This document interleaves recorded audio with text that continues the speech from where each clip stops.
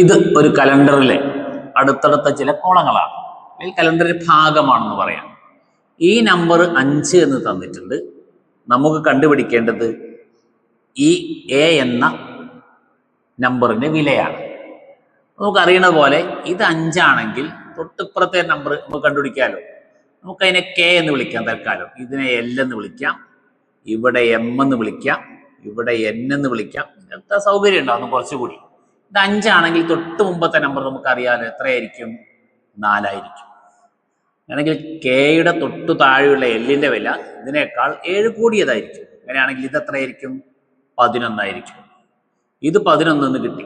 ഇനി നമുക്ക് ഇവിടെ കിട്ടേണ്ടത് എന്താ? എം ആണ്. ഇത് 11 ആണെങ്കിൽ ഇപ്പുറത്ത് എത്ര ഉണ്ടാവണം? 10 ഉണ്ടാവണമല്ലോ അല്ലെ?